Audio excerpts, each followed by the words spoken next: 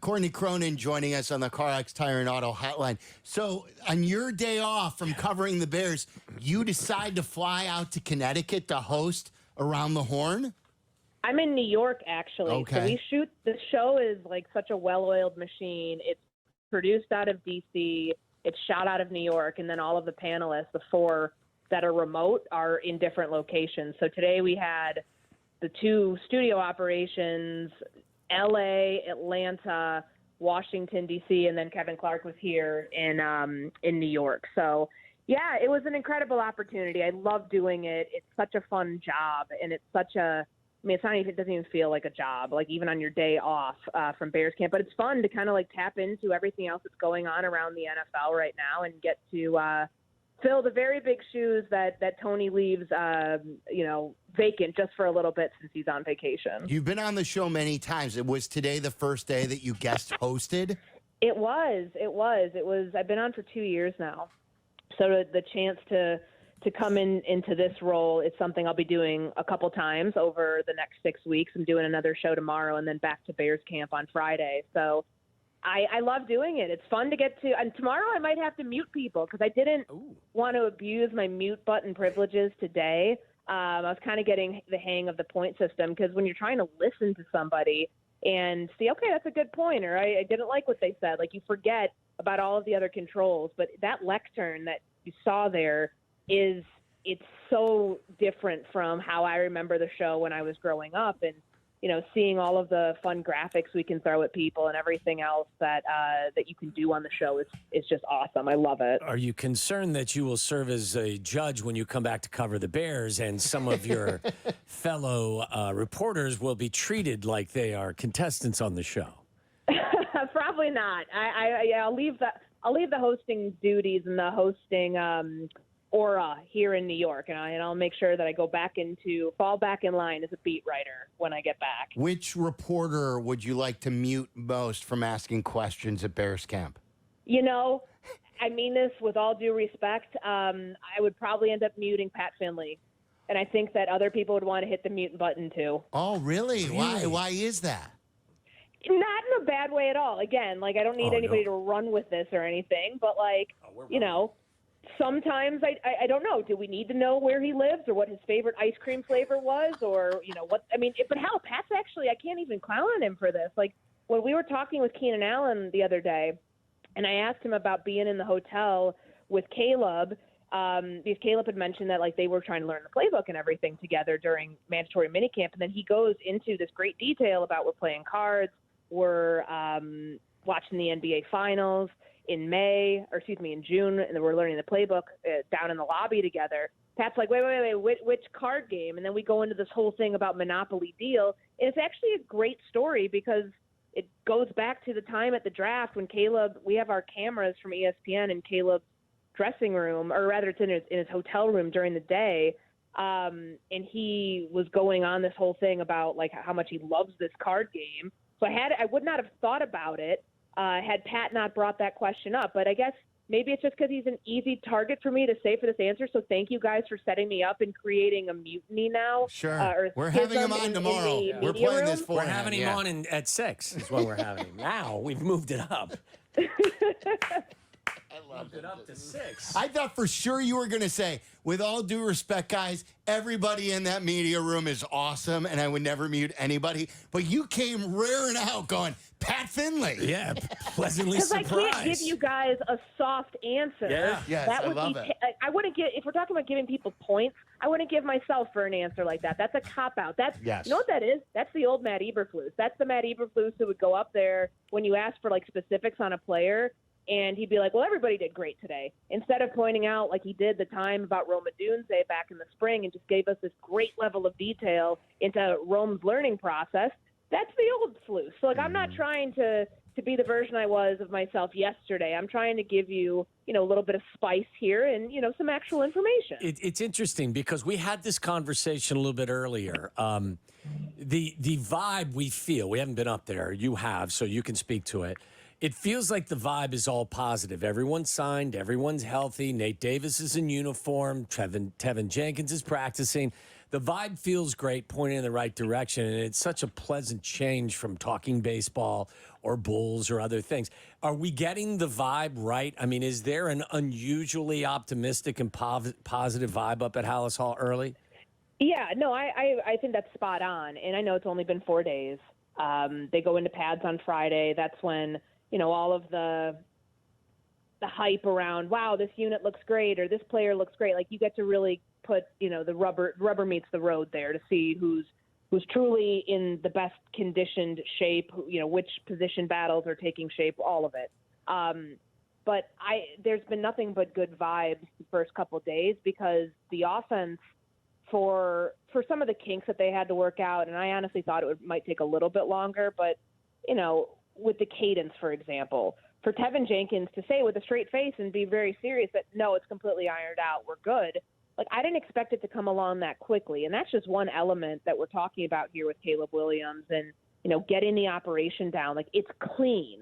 It may not be perfect. There may be days like we saw, what was yesterday, Tuesday, when the goal line stand, the defense catches the edge there and they had those 3 stops at the end and the offense doesn't score.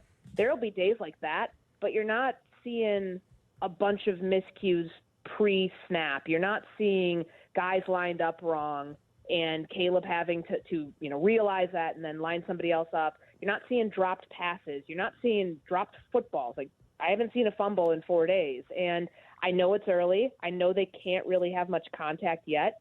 But to not have those sorts of things, I think gives you a better place in the starting blocks to start from. And that's why they, when they leave after these 4 days and, come back to practice tomorrow, they've got to be feeling pretty good about where they are right now in the operation, offensively and defensively. And, I'll be curious once they get in the pads and once we can start to see what this offensive line looks like, how the quarterback and the center exchange is going, both with Ryan Bates and Coleman Shelton. What's that next step then?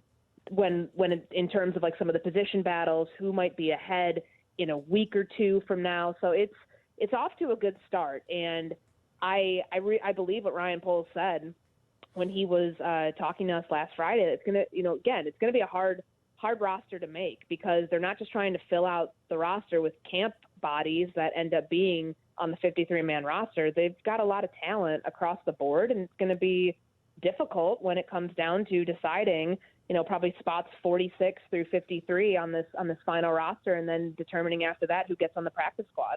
Courtney Cronin joining us. It's Waddle and Silvy on ESPN 1000.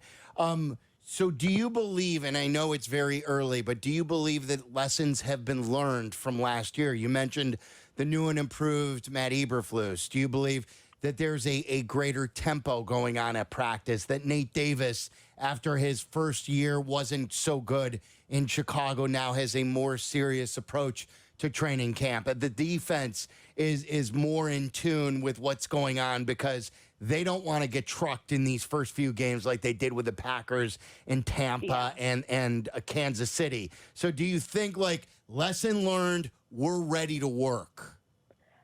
I asked Tremaine Edmonds and TJ Edwards about that, like almost verbatim to like the points that you brought up. Because remember last year after that Green Bay game where the way I described that locker room was shell-shocked. The way that they lost, to whom they lost after coming into that game feeling pretty confident about the work that they put in, but also knowing that they didn't play starters a lot in the preseason. There were a number of soft tissue injuries that they had to, battle through. Even guys like DeMarcus Walker and what he said to us the other day, he was, 75% healthy last year until, what was it, the middle point of the season? Like, you didn't have him. You didn't have Nate Davis. Obviously, there was no Montez Sweat yet.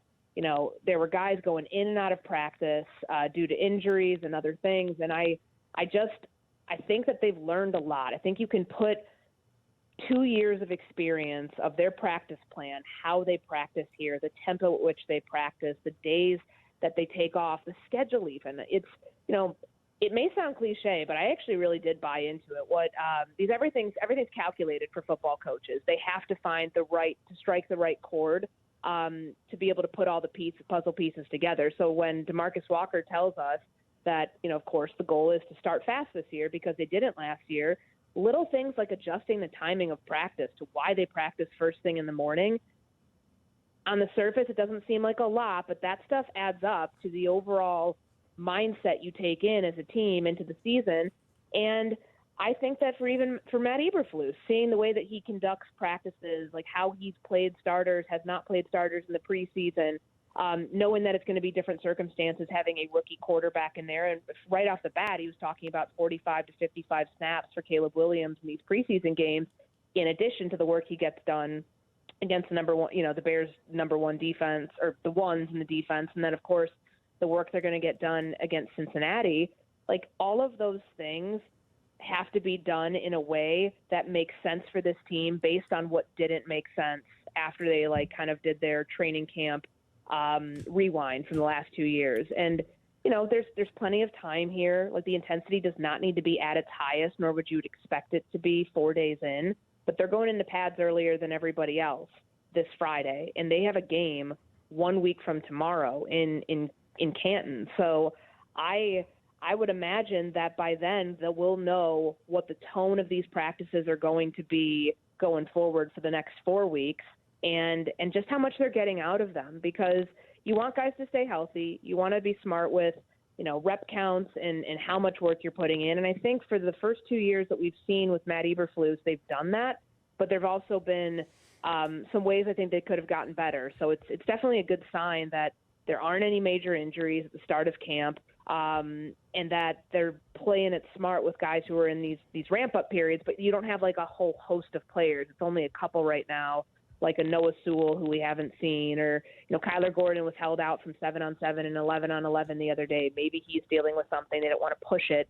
Braxton Jones, TJ Edwards, they seem like they've got a good strategy for it. And hopefully, if all of that is true, that these are, that they're close, that they'll be back out there soon. Courtney, we started the show today asking the question, who's going to get paid next? Because they do have cash available. They have some guys that are potentially available, whether it's DJ Moore, ultimately Tevin Jenkins, a couple in their secondary. Is it someone on the roster? Is it somebody who's not on the roster yet? Or is the answer nobody? If it's someone on the roster, I think just if you're reading the tea leaves, from what Ryan Poles has said about prioritizing extensions, it doesn't necessarily have to be the next in line, which, of course, next in line contract year would be Tevin Jenkins and Keenan Allen. We know with Tevin, he volunteered that information the other day that they're going to come back to the table, assuming all goes well, after week 7, the bye week. With Keenan Allen, I wouldn't be surprised if they let it play out a little bit longer. I do think that DJ Moore has a very strong case, especially in this receiver market, to want to cash in now and to be worth that price at 27 years old for what he means to this Bears offense. If they don't do it right away, though, does that mean anything? No, because with I think there's about 11 million that they have in cap space right now. I still think they're a pass rusher away. Mm-hmm. I know what Ryan Poles said about that with the D-line group that they have. That was also said before practice, before any contact happens to where you can really gauge what your pass rush looks like. So we'll see. But I don't rule out there being an addition there. And, of course, we want to see what this offensive line looks like when Braxton Jones can be back at left tackle once he's, able to go live contact and be at full speed. So they do have those resources, and they also have the extra, not necessarily for now, but down the line, they still have that extra second-round draft pick next year, which could be good trade capital if there is somebody on someone else's roster that they want to try to get on theirs. Anything else we need to know?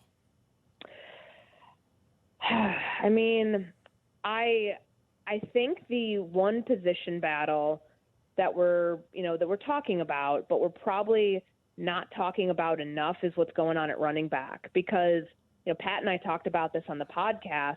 I think that this is a numbers game here, whether it's they bring in DeAndre Swift, they pay him a lot of money, he's going to be their lead back, but what they do with the running back or the backup running back position, and really how they're going to deploy, whether it's a Roschon Johnson, Khalil Herbert, Travis Homer, what that room looks like, I think that's going to be the most compelling position battle that we see in training camp. And Khalil Herbert's had a good 4 days, a really good 4 days, and that could create a very tough situation for them in terms of like sheer numbers of who they want to keep if they decide they want to keep. I mean, in my initial 53, I had them keeping 4 plus the fullback.